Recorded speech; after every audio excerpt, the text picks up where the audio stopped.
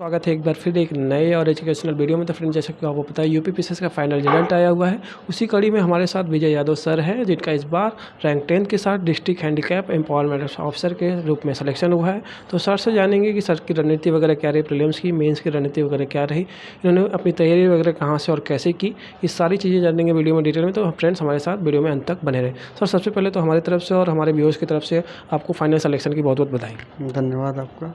Sir, सबसे पहले मैं जानना चाहूँगा आपका एजुकेशनल बैकग्राउंड क्या रहा है, आपने अपनी स्कूलिंग वगैरह कहाँ से और कैसे की है, ये सारी चीज़ें हमें बता पाए तो। मेरा स्कूलिंग जो हुआ था इसी मेरे ही गांव में स्कूल है दीपराज इंटर कॉलेज, वहाँ मैंने 10th तक पढ़ाई किया। फिर मैं 12th में वाराणसी शहर में यूपी कॉलेज है, मैं वहाँ पर किया।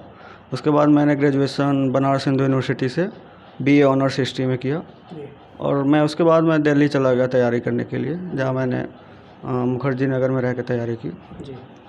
और सर, मैं जानना चाहूँगा खास करके कि आप बता रहे हैं आप ग्रामीण पृष्ठभूमि से आते हैं, तो आपको इंस्पिरेशन कहाँ से मिली यूपीएससी की या यूपी पीसीएस की तैयारी की? जब मैं यहाँ से बनारस गया था 10th के बाद, तो मुझे लगा, मैं इंजीनियरिंग करने के लिए गया था कि मैं 12th के बाद इंजीनियरिंग करूँगा। लेकिन मुझे लगा कि मेरे मैथ्स या फिजिक्स उतनी स्ट्रांग नहीं है जितना इंजीनियरिंग के लिए होना चाहिए।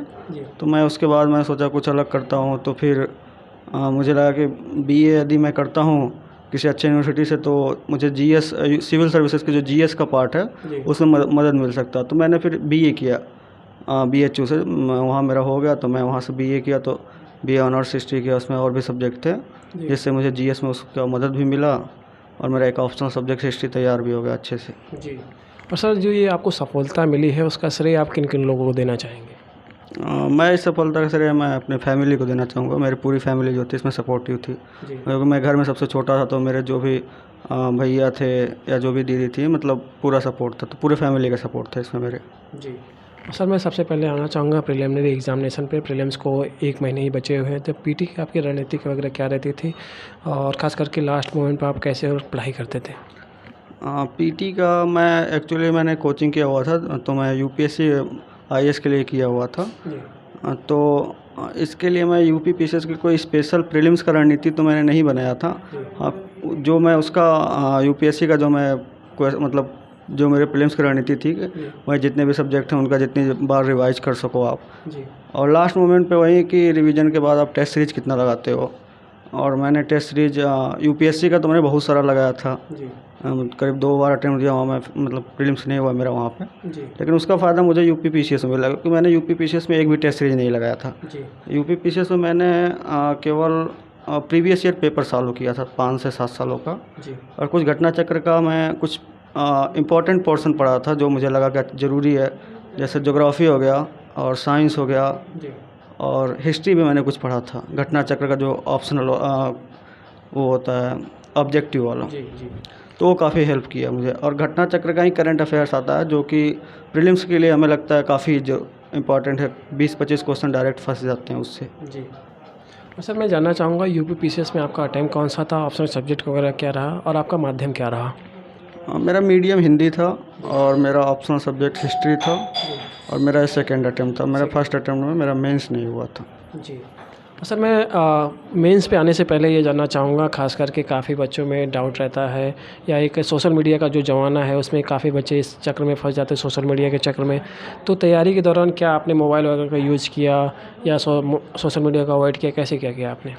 सोशल मीडिया को मैंने अवॉइड तो नहीं किया था, मैं उसको एक अपनी तैयारी में एक उसको पार्ट बना लिया था। जैसे मैं फेसबुक भी चलाता था, तो फेसबुक में मैं कुछ ऐसी चीज़ें को मैं लाइक किया था, जैसे न्यूज़पेपर हो गया, तो मुझे न्यूज़ वगैरह मिलती रहती। ट्विटर पे भी मैं वही करता था।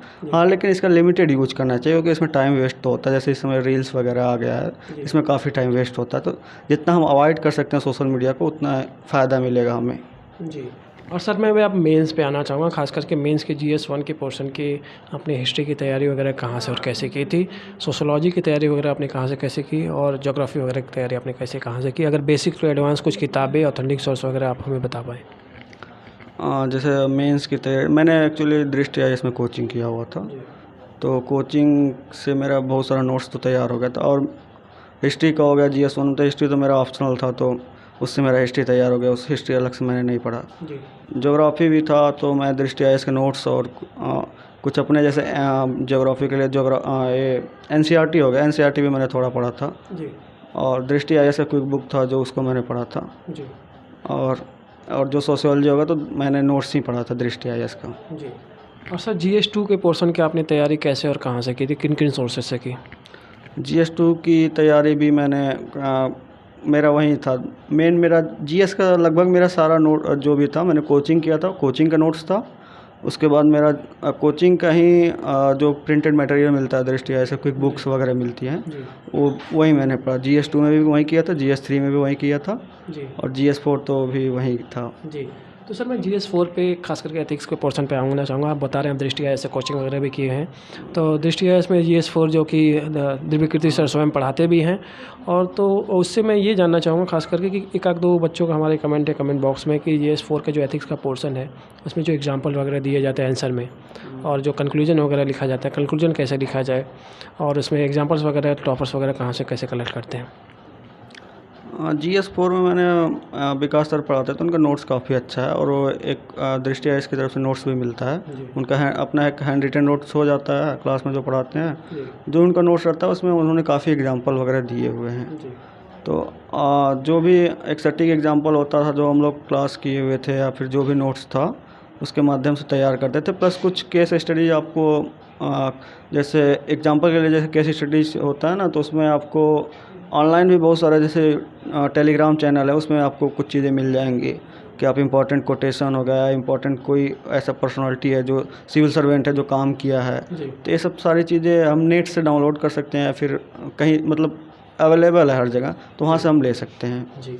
और सर मैं निबंध के पोर्शन पे आना चाहूँगा, खास करके निबंध की आपने तैयारी कैसे और कहाँ से की? क्योंकि यूपी पीसीएस के जो फाइनल सिलेक्शन है उसमें निबंध का काफ़ी रोल रहता है, तो निबंध की तैयारी वगैरह आपने कहाँ से कैसे की? निबंध का तैयारी भी मैंने विकास सर का वीडियो था तो मैंने उसको भी देखा था। जी। उसके बाद मैं कुछ निबंध लिखा अपने से। जी। ज़्यादा तो मैं निबंध का तैयारी नहीं कर पाया था जी। जितना करना चाहिए, लेकिन हाँ मैंने कुछ ही निबंध लिखा था। अब प्लस मैंने 2 साल मतलब 21 और 22 दोनों का मेंस दिया, तो बीच में मैंने टेस्ट सीरीज़ काफ़ी ज्वाइन की हुई थी, तो टेस्ट सीरीज़ में मैं 10-12 निबंध लिख दिया था दोनों साल मिला के, तो उसका फ़ायदा भी मिला मुझे लगता है। जी। तो सर आपने टेस्ट सीरीज किस इंस्टीट्यूट की ज्वाइन की थी? टेस्ट सीरीज जैसे इस बार मेरा था तो दृष्टि के स्टूडेंट थे तो वहाँ मेंटरशिप प्रोग्राम चलता था तो उसका टेस्ट सीरीज था। निर्माण आईएएस का भी मैंने टेस्ट सीरीज इस बार लिया हुआ था। 2021 में मैंने जीएस वर्ल्ड का मेंस का टेस्ट सीरीज लिया हुआ था, जी। तो यही था।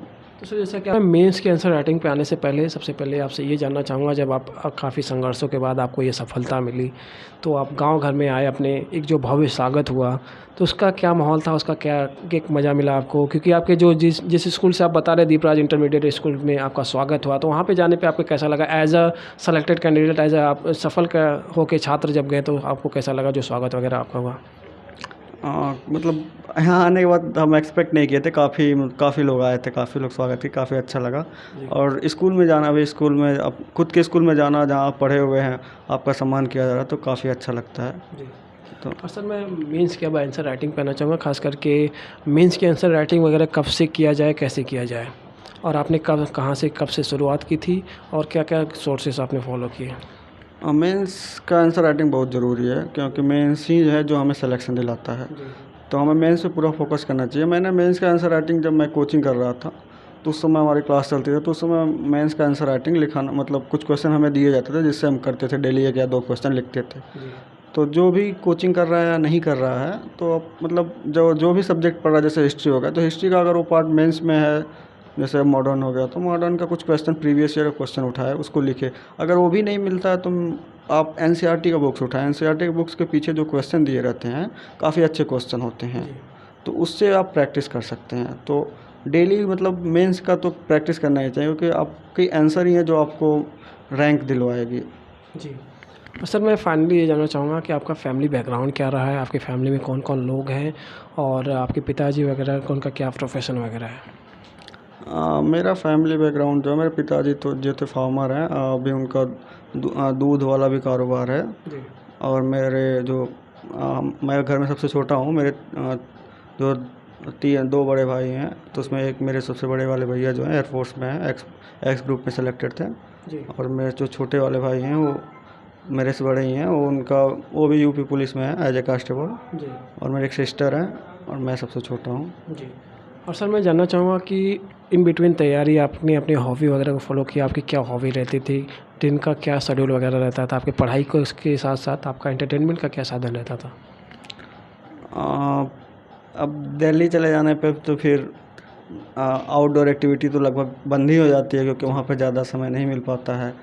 तो हम लोग थोड़ा बहुत जैसे रहते थे तो वहाँ पे टहलते वहलते थे बाहर जाके। और हॉबी जो थी मेरी डायरी राइटिंग थी, तो मैं डायरी राइटिंग थोड़ा करता था। और मैं डेली शेड्यूल जो था, मैं चाहता था कि मेरा टाइम कम से कम वेस्ट हो।